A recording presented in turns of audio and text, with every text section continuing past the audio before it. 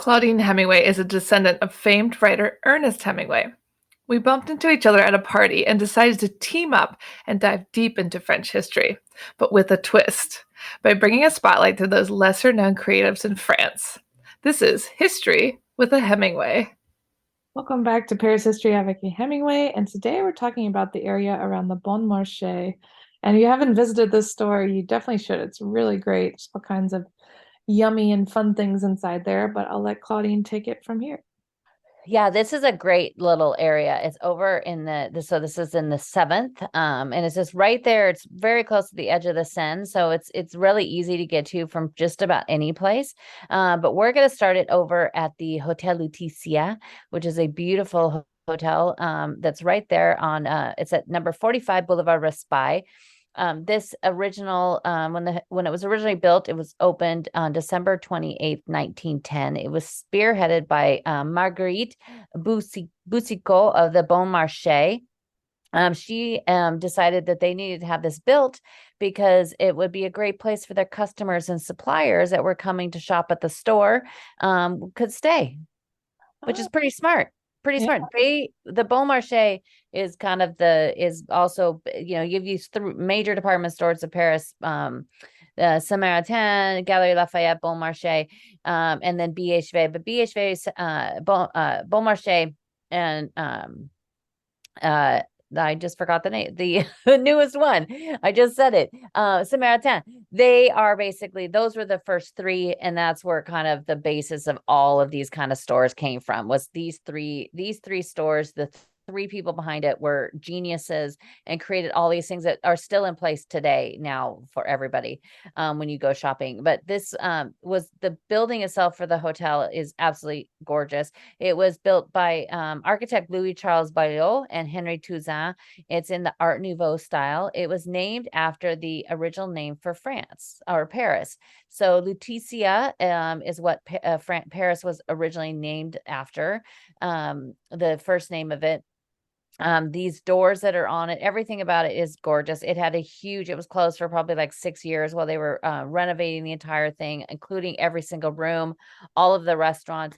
They have quite a few restaurants. We recently went to one of them with a group of ladies, and it was fantastic.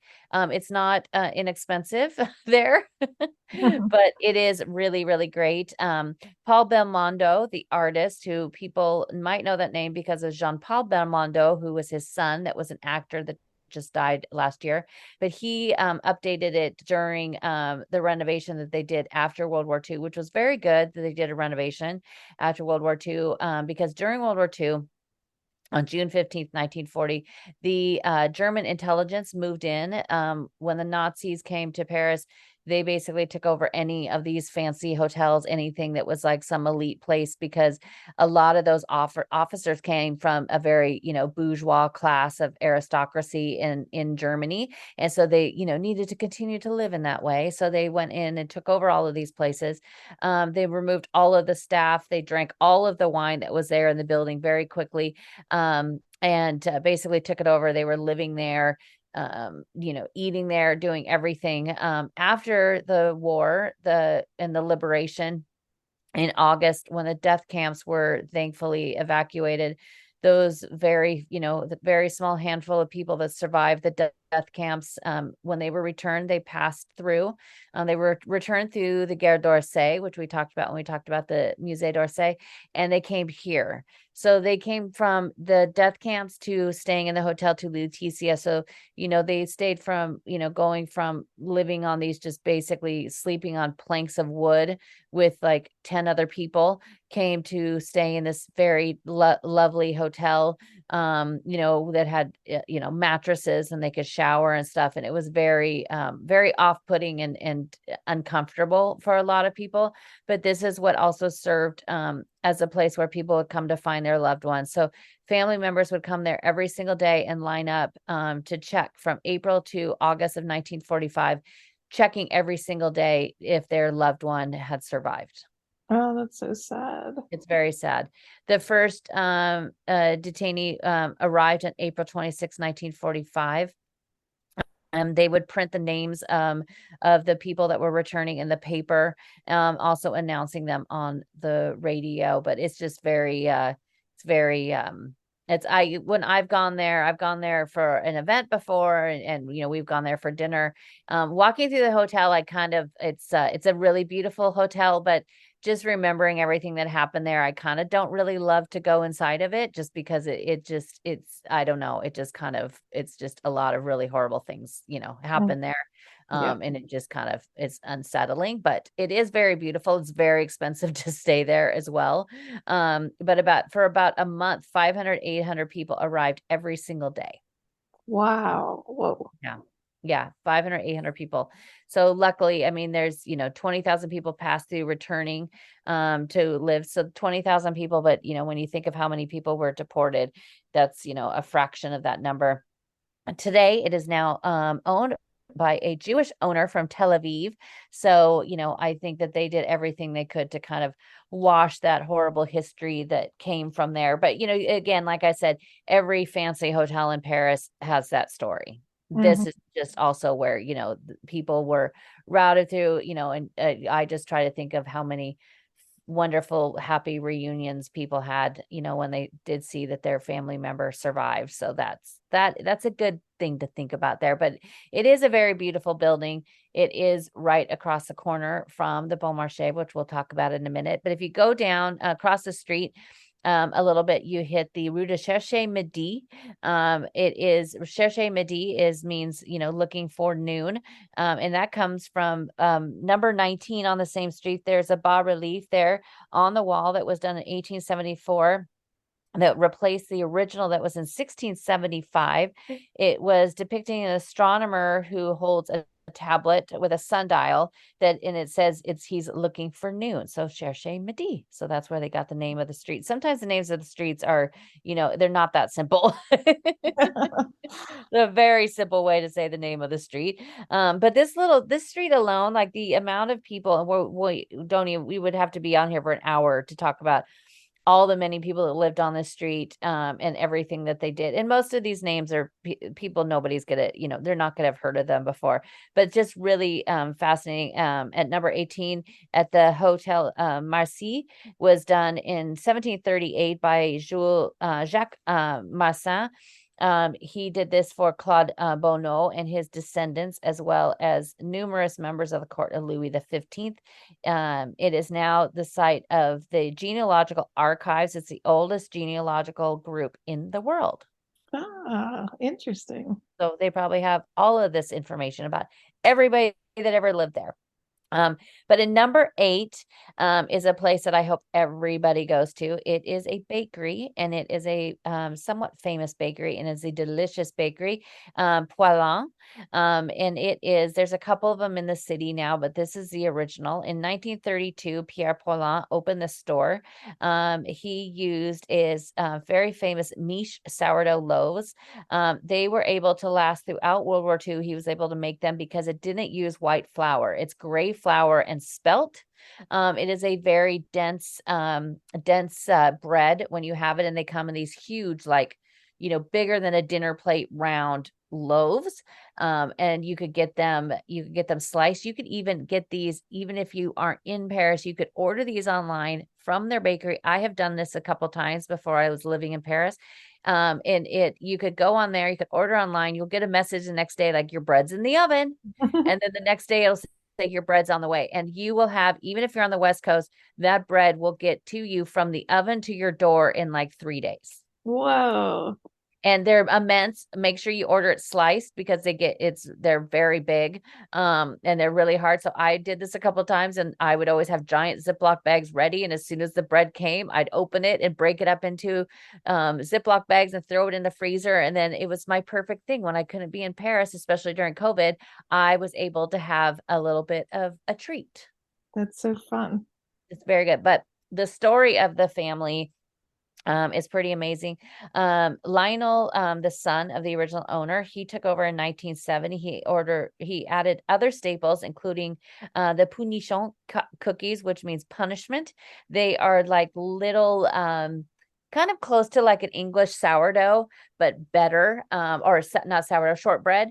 These little cookies are so delicious. You could get them in like a little box of, like, you know, 10 of them, or you could get a big bag. Get the bag. Get the because bag. they are so delicious. You could sometimes find them at a couple other places, like the Gallery Lafayette. They have the fancy épicerie across the street. They had some there. I was giving some people a tour. We went in there and I saw them and I was like, oh, I must buy these. And then I was giving them to everybody on the tour, and they loved them. But they are so good. So go in there and get your, you could get a half a loaf of bread. You could get a quarter of the bread because it is very big, and that's what a lot of Parisians do because the bread is huge. But go in there and get the bread and then get the punishment cookies. But in 2002, Lionel and his wife, so he was the second generation. Lionel and his wife were killed in a helicopter crash over Brittany. And so just 20 years ago, their daughter, Apollina, she took over. She turned it into this huge global business. She was 18 years old at the time that her parents passed away, and she was going to school in the US, and I think she was going to Harvard. And so she ended up coming home to Paris to take over the restaurant. She, if you ever watch like the Barefoot Contessa or follow her on social media, she loves poêlon bread. I think that's how I actually first heard about it many, many years ago. But Abonita is very sweet. She's adorable. A lot of times when you go in the store, you see her. They cook the bread down below. They have huge ovens down below. The store itself from the street is teeny tiny that you see. But if you go in there, poke your head into the back, there's like a little area where they have meetings, and look up at the chandelier. The first chandelier was originally done by Dali. He actually made this chandelier out of bread, and it works. So they could turn the light on. It's wired. And then every couple of years they replace it. So obviously it's not the same one that Dolly did. But it's still made of bread today. That's wild. Yeah, it's pretty cool. Right down a little bit past that, there is the Place Michel Debré. It was named after the politician and resistance fighter. It used to be named the Carrefour de Croix Rouge, the Red Cross. In 1750, this is this little area. In 1750, a mother who lost her children came to this spot where a huge riot occurred. Rumors were spread that Louis XV had her 3 children kidnapped and sacrificed for the blood for the king's bath. What? I mean, I've heard of soaking in milk and soaking in champagne, but I have not heard of soaking in blood. But that didn't actually happen. That did not happen. But this huge riot occurred and ended up becoming such a huge major deal that everybody was, out to go out and wanted to go and get the king and kill him. This was Louis XV. So this was before Louis XVI. Ended up finding out that no, that never happened, and her children were kidnapped, and they only found one of her children's bodies later on. And I don't know if they've ever, I mean, this is 1750, so we of course don't have a lot of records going back that far. But there was this huge riot there on the street.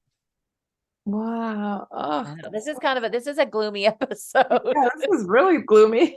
Sorry, go get the Merry cookies. Christmas. Go get the cookies.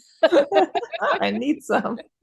Yeah. But here everybody might know this a little bit better by the huge statue that's sitting here in the corner. Is there is a centaur. And this is it's basically when a man and a horse is one. And it's basically the torso of a man and then the body of a horse. This was done by César. He is a very famous French sculptor. This was done in 1983. He had this created. The head is a self-portrait of himself, but the head is lifting up a mask, and the face of the mask is actually Picasso. On the front of him, you have all these tiny different sculptures. He has all sorts of crazy things on there. But if you look, there's one of the many Statue of Liberties you could find in the city of Paris. There's a small Statue of Liberty there. Oh, I haven't seen that one. Yeah, this was put in there in 1983. And if you go to his grave that's up in Montparnasse, there's a small version of this. And so that one's kind of cool. You get to go there and you could see, because where it is, there's no way you could see that the face of the mask is Picasso. It's just way too, it's really high up there. But when you see it in the cemetery, it's cool because that's where you could kind of see, and I'll post a picture of it because I recently had gone there. Or I guess it was back in the spring.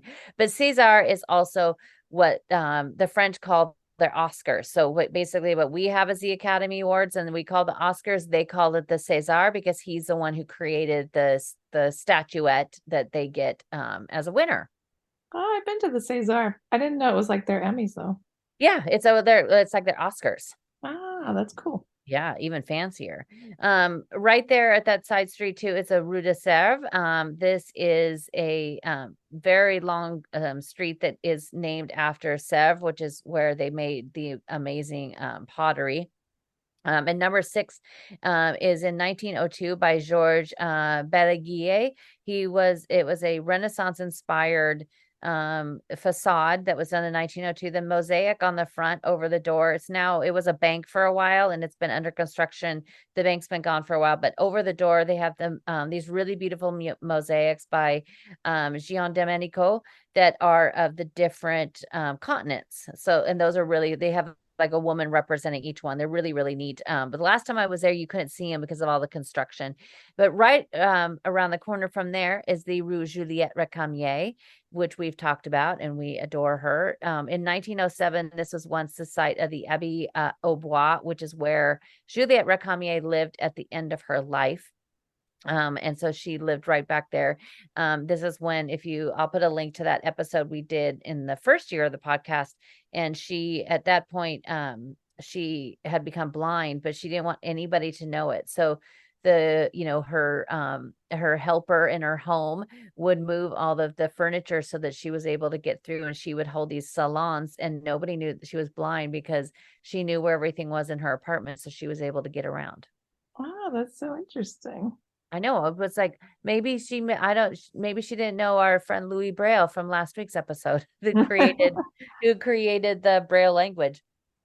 But it's a very sweet little square in the back. It was originally called the Square Recamier, but in 2008, they took the name away and changed it to the Roger Stephan Square. He was a resistance fighter in 1941, and he created the newspaper Combat.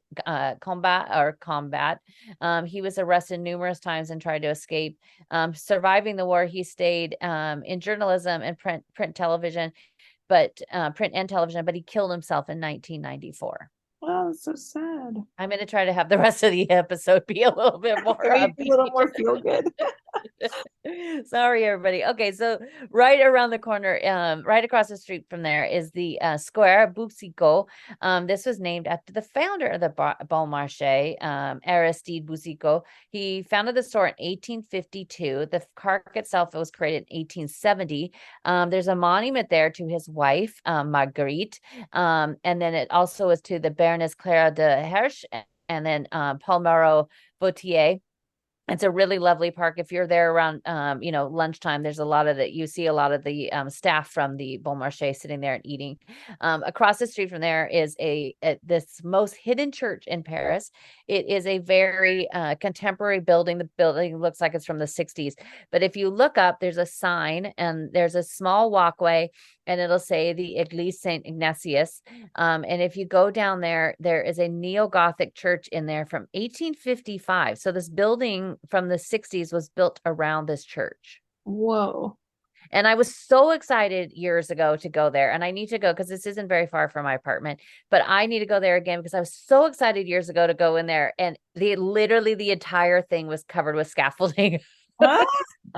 There are 3 churches, and this was one of them that I've died to want to go in and see. And the only time I've been able to get into these churches, because they're not open to the public all the time, they've always been filled with scaffolding. So you can't even see like the walls. But it's a really cute little church. And so when you're going to the Bon Marché, which I always recommend everybody go. So the very first Bon Marché, which is right there across the street, was opened in 1838. It was by Paul and Justin Vido. They were selling merchandise and home goods. Boucicaut started working there in 1852, and then he joined the owners in revamping the store.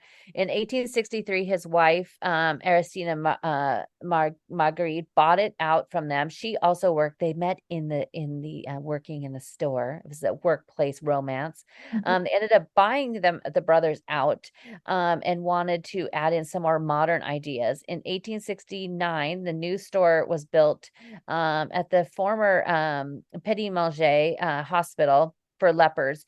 It was finished in 1872, and it was too small, so it was increased by adding the upper floors.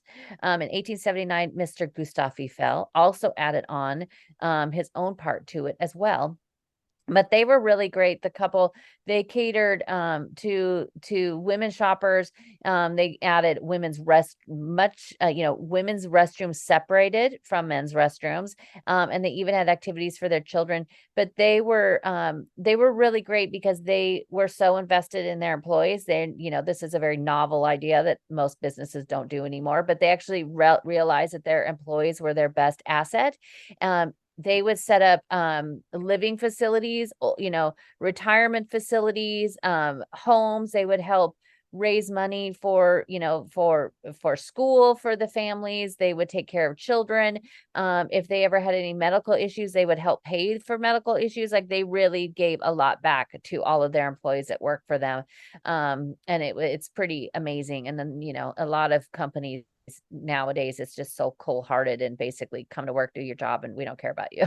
Yeah, exactly. But right down the street right next to it is another very long street that has lots of great stuff on it, the Rue de Bac. It starts actually on the edge of the Seine, and bac is basically the French word for ferry. So at one point on the river, that we talked about this, I think a few weeks ago, at one point there was a ferry linking the right bank to the left bank on what is now the Pont de la Carousel. And so they had a ferry, and so that is bac is the French word for ferry. So that's where that one came from. No. But this is way up. So this is at number 120. There is a red door there. This is a really great, it's a pretty good sized building. It has two very large red doors, but number 20, the left door is where Francois René de Chateaubriand lived. He lived there in 1838 until his death on July 4th, 1848. Chateaubriand, a lot of Americans, when I've mentioned his name before, they just think of him as a steak, because in America, there is that cut of meat called the Chateaubriand. Chateaubriand is actually a sauce. So there's a Chateaubriand sauce, and I've actually tried to find out, like, why is it? Because I was obsessed with Jean-Francois or Francois René, and it is basically somebody thinks that he had a chef that made this sauce for him. So it's not really a concrete, lineage of the story. But Chateaubriand was an author of the Romantic era. But first, he was really into politics. He was an ambassador to the UK, to Sweden, the Holy See, and also the Ministry of Foreign Affairs in France during the French Revolution. He left for the United States, and then he wrote his journey to America with his travels of Boston, Philadelphia, and going to New York as well. So this was, this was uncharted territory coming over there to the United States. When he heard of the escape of Louis XVI and Marie Antoinette, he returned to France and eventually used his friendship with Elise Bonaparte to talk to her brother about allowing him to stay in France. Because at first he, because he was tied in some part to the royalists, they thought they didn't, he was public enemy against the Bonapartes. And he ended up traveling throughout the Orient and inspired his writing until the Bourbons, after Napoleon was ousted, the Bourbons took him back and brought him back to Paris to let him live.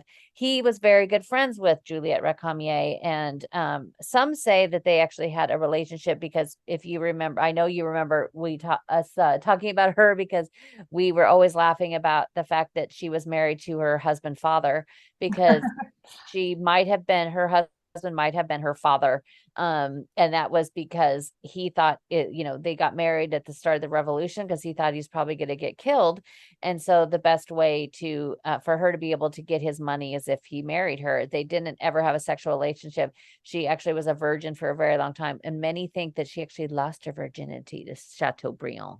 Ooh, scandalous. So see, we went from horrible, sad things to Scandal. salacious stories. But he was we're very close to where she lived. So he would walk over and see her every single day.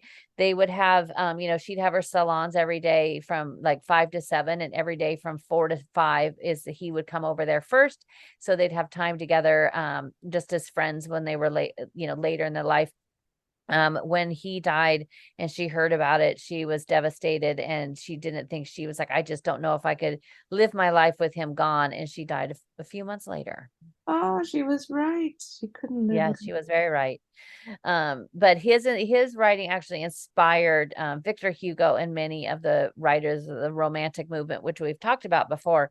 But he was a huge inspiration to many in politics and in writing. And still today, he is quoted all the time. Still today, you see quotes of a Chateaubriand, Ah, yeah, that's true. which is kind of cool. Right across the street from there is a little square. It's the Square des Missions Étrangères. It is a nod to the former mission that was once there, that stood there in the 17th century. But there is a bust in there that was added in 1848 by Gambier, and that is of our friend Chateaubriand. He looks very fancy with his fancy scarf on. But right back down on the street at number 110 is where James Whistler lived, the American artist that was there in Paris. He lived there from 1892 to 1901. And then right past that is a Hotel de Séjour. It was at number 97 from 1722 by Pierre-Henri Lamité. In 1809, Madame de Stael, who somebody would have had on my list for us to talk about. Madame de Stael had she had stayed there for a little bit of time. Madame de Stael was a woman of letters, but she also held all of these salons. She was good friends with Juliette Recamier, but she would hold these salons and was very outspoken against Napoleon. And Napoleon started to hear about her, and Napoleon didn't like anybody talking bad about him. So he had her exiled out of Paris. But this here and around the corner, a couple of blocks away, there's a building that still has a plaque on it to this day that this is where Napoleon met her. They had a meeting one day, and this was before he realized she was saying, talking trash about him.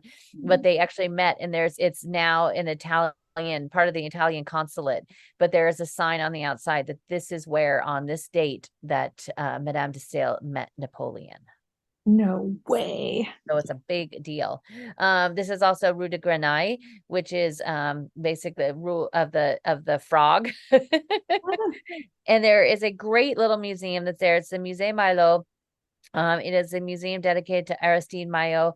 He he lived in 1861, died in 1944 in a horrible car accident. But Dina Verny, who was his muse and his last model, she ended up inheriting everything from his son. When his son passed away, she was very close, like a daughter to him. And she ended up inheriting it. She had it redone. It is now does 2 special exhibits a year. It's only open for special exhibits. It has some things. If you go up to the top floor, some of the stuff that's dedicated to Maillot, some of his statues, you will know him from there's 18 bronze statues in the Tuileries, that's in the upper Tuileries. It's there right past the Arc de Triomphe de Carousel, dotted throughout the grass. Those green statues were done by Maillot, and Dina Verny, she actually donated those to the Louvre, because the Louvre oversees the Tuileries. But he did those, and she was his last model. There was a fantastic exhibit last year at the Orsay dedicated to him, and I was so excited to go, because I just didn't know a lot about him, and I'll have to share some of that. But on January 20th, 1995, the Musée Maillot was dedicated. But it is really, really a fantastic museum. You should definitely go check it out. It is also one of the only ones that's open on days like May 1st. So if you're in Paris, May 1st, literally everything closes. And it is one of the only things that's open on May 1st. So if you're in Paris and you want something to do on that day, go to the Musée Maillot. Not a bad idea. See, you can plan your trip just by listening to the podcast. There you go. Yeah, but right next to it, outside it, is a fantastic fountain, and it's the Fountain of the Four Seasons. It's on the former site of a convent that was there at one point. The fountain was built by the city in 1739 to provide the area with water, which is what a lot of the fountains were done for. It was designed by Edmé Bouchardon and finished in 1745. In the city, there is a woman. She represents the city of Paris, an allegory. On either side of that is one that dedicates to the Marne, and then one to the Seine, which are the 2 major two major rivers that are near Paris. It is there's a plaque above it that it was dedicated by Louis the 15th. The mascarons on the fountain that the water come out of, which in most of the time between April and October, beginning of November, depending on how warm it is out, are still working. But it's really cool. It's a really beautiful fountain. It kind of reminds you of something you would see in Rome. And it's just interesting because you just go down this little street, and on one side of it is the Musée Maillot, and on the other side of it is one of the most amazing cheese stores ever, the Barthélemy. When that door slides open and you're walking near it, and you could be across the street, just the whiff of cheese is in the air. And it's so fantastic. But its fountain is really cool because it's not in a place it's very grand. And you just wouldn't expect to see that just right there on the side of the street. With the smell of cheese. With the smell of cheese. There's nothing better. But there's every pocket of Paris has amazing things to check out. Yeah, there's never enough time, right? We have so much. There's never enough time. And do. And now everyone can listen to this show and then go explore on their own. Yeah, take it with you. Take it with you. And make sure you contact Claudine for all your travel needs. She helps plan travel for people coming. She can put together an itinerary for you. She can take you on a tour. So check out ClaudineHemingway.com and tune in. Thanks for listening today, guys. If you're interested in learning more about Claudine, her tours, history, and the beautiful photographs that she posts all over Instagram, tune into her website, ClaudineHemingway.com.